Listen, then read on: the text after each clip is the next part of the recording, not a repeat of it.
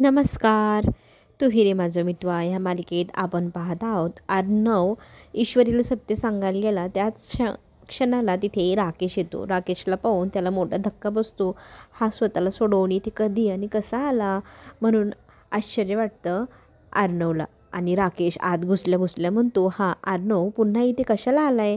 आपल्या काकांचा जीव घ्यायला आला आहे का? तुम्हाला समजत नाही का? यांना इथे येऊच का दिलं?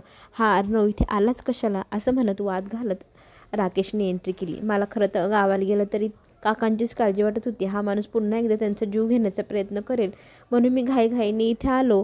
राकेश लगेचच काकांच्या जवळ जातो. त्यांच्या डोक्यावरनं हात फिरवतो. आता काकांच्या लक्षात आल्यानंतर ते राकेशकडे मोठे मोठे डोळे करून पाहू लागतात. त्यांना खरं तर ते क्षण आठवतात जेव्हा राकेशने त्यांना अर्णवच्या गाडीतून उडवलं. तेव्हाच त्यांच्या लक्षात आलं की हा माणूस चांगला नाही. ते सगळं सांगण्याचा प्रयत्न आता ते ईश्वरीला आणि अर्णवला करू लागतात. पायाने खुणवू लागतात ह्या माणसाकडे पाहत. तो मोठे मोठे डोळे करून पाहत असतो पण ईश्वरीला काही लक्षात येत नाही. ईश्वरीला उलटच अर्णव विरुद्ध भडकवत राकेश सांगू लागतो की बघितलं ना काकांना किती त्रास होतो ह्या माणसाला पाहून. आणि हे सगळं ईश्वरीच्या डोक्यात त्याने बरोबर पेरलं. ईश्वरीच्या मनात त्याने असं दाखवलं की अर्णव आल्यामुळे काकांना इतका त्रास होऊ लागला आहे. ते स्वतःला किती झटके देत आहे, त्रास करून घेत आहे. अर्णवला पहिले इथून बाहेर काढा असं म्हटल्या ईश्वरी ही त्यांच्यावर रागावू लागते.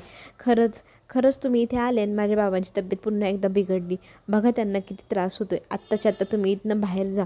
आणि त्या सगळ्या गडबडीतला खरं तर काकांना चक्कर येते. पुन्हा एकदा ते बेशुद्ध होतात. अर्णव म्हणतात, अरे मला त्यांच्याशी बोलू दे, त्यांना काहीतरी सांगायचं आहे, ते महत्त्वाचं आहे. असं म्हणत असतानाही ईश्वरीने त्याला रूमच्या बाहेर काढलं आणि दरवाजा लावून घेतला. ईश्वरी नंतर जेव्हा बाहेर जाते ना तेव्हा अर्णव तिला बाहेर गणपती बाप्पासमोर उभा दिसतो. आणि मग ती त्याच्याजवळ जाऊन म्हणते, तू ना माझ्या आयुष्यात पुन्हा कधीच येऊ नको. माझं आणि राकेशचं लग्न होणार आणि आमच्या नात्याच्याही आड कधी येऊ नको. त्यांना किती काळजी आहे पाहिलं ना माझ्या वडिलांची. गावाकडनं ते फक्त माझ्या वडिलांसाठी परत आले. इकडे राकेश तिच्या बाबांजवळ एकटा संधी साधून जातो आणि त्यांना उठवत, सासरे बुवा उठा असं म्हणत उठवतो. आणि त्यांना सांगू लागतो की तुमच्या मुलीला मी कसं आता फसवतो की नाही बघाच. आणि बघता तुमची प्रॉपर्टी सगळं काही बळकवून घेतो आणि तुम्हाला सगळ्यांना भिकेला लावेल आणि तुझा जीव लवकरच मी घेईल असं म्हणत त्याला धमकवू लागतो. कुणाला सत्य सांगितलं तर पहा, जर तू कुणाजवळ बोलला काही सांगितलं तर तुझी काही खेर नाही तर तुझ्या या गोडगोड गळ्यावरतीही मी काही फिरवायला कमी करणार नाही. त्याच्यामुळे तुझी मुलगी तुला जिवंत पाहिजे असेल तर मी जसं सांगतो तसं करायचं. कुणाजवळ काही बोलायचं नाही, लक्षात ठेव असं म्हणत तो अंजलीला भेटायला तिच्या रूममध्ये निघून जातो.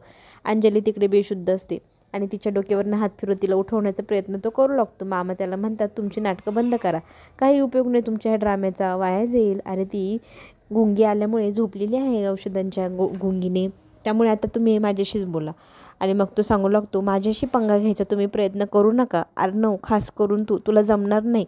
आणि असं म्हणत तो त्याला धमकवू लागतो. अर्णव मात्र त्याच्या धमकीला काही भीक घालणार नाही. इकडे आपल्याला पुढे असं पाहायला मिळेल, ईश्वरी तिच्या वडिलांना घरी घेऊन येते. घरी घेऊन आल्यानंतर 7 दिवसातच आता राकेशसोबत लग्न करायचं ठरलेल्या मुहूर्तावरती बाबांनी जो पहिला मुहूर्त काढला त्याच मुहूर्तावर लग्न करायचं ठरतं. ईश्वरीला बाबा नकार देत असतात पण तिच्या लक्षात येत नाही. ती म्हणते, बाबा तुम्हाला मला काहीतरी सांगायचं आहे ना? काय सांगायचं आहे तुम्हाला?